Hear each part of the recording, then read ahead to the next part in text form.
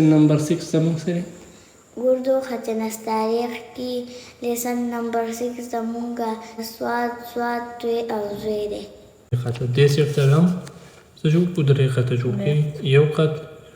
دوه خط درې خط بیا بل لاین څه کړو ډرا کړو. دا موږ یو لاین څه کړو ډرا کړو بله بیا به څونه خط به بیا جوړو دوه نیم خط نه یو خط دوه خط او درې خط دې سیټ ته یو خط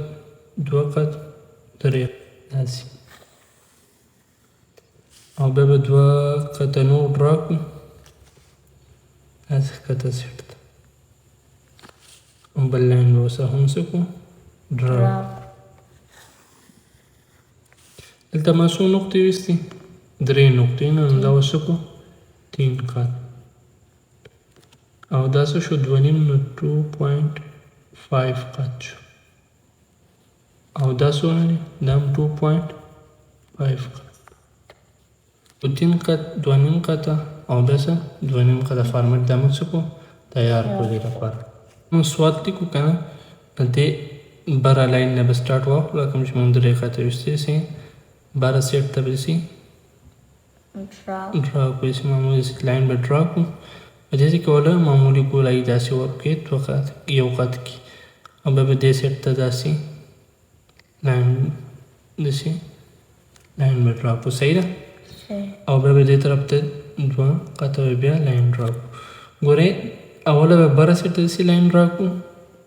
بیا داسې لکه ګولایي وکړو بیا واپس شو بیا په شکل په شانتې واپس داسې لاین ډرا کړو دا ځینې دا خربوزې هغه زړې په شانتې څه شو دا جوړ شو پوه شوې نو دا کوم لاین چې ما ډرا کړو دا به څو خطه یي دوه خطه یي دې سیټ ته یو خط دوه خطه یي نه داسې دوه نقطې به یي صحیح شوه او دا کومه ګولایي چې ما واخله دا ما په یوه نقطه کې واخلې پوه شوې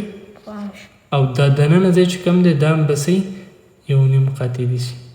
یوه نقطه او نیمه نقطه داسې پکې راځي صحیح ده او دې سیټ ته چې کوم دا وکړو دا ما دوه خطه وکړو څنګه چې اسینه ګولایي مونږ کړې وه دغه شانتې دلته یې باندې څه وکړو ګولایي به وکړې داسې ښکلې غونډه کې نو دا به دلته درې خطه ګولایي شي او دننه به درې نیم خطه شي صحیح شو پوه پوه شوې اوله به بره سیټ ته لاین ډرا کړو بیا به دې ځای له ګولایي داسې وکړو صحیح شوه یو کوی نه به داسې راتاو شو دې ځای ته او د دې ځای له به ډېر نه راوځو دې له به یو خط داسې راوځو صحیح ده ګورئ نه دا څنګه شکل خربوزې زړې په شانتې دې شکل راغلی صحیح شوه نو به دوه خطه داسې راکوز شو دا دوه خطه لاین و که نه به دې ځای له ګولایي سټارټ کړو داسې دا به زمونږ څه شي سواد شي او دې چې کله دې چې کله موږ نقطه کوو نو دې په دې ځای کې به یو خط د دې لپاره په دې ځای کې نقطه وکړو دا به سواد لپاره صحیح شو یو پیره ورته بیا وګورئ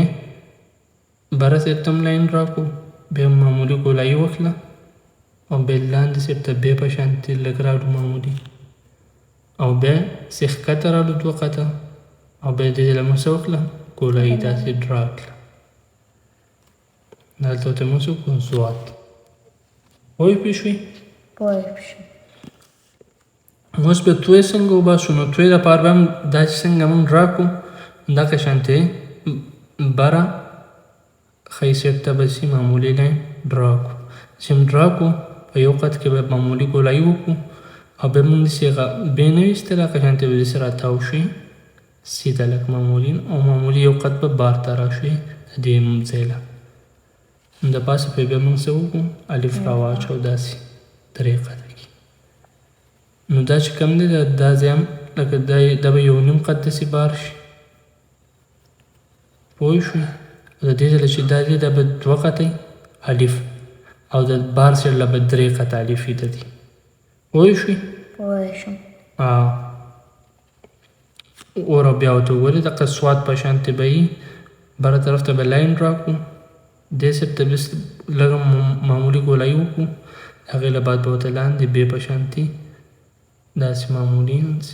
داسې به لاین ډرا کړو لاندې د پاسه پرې به 3 خط الف راواچو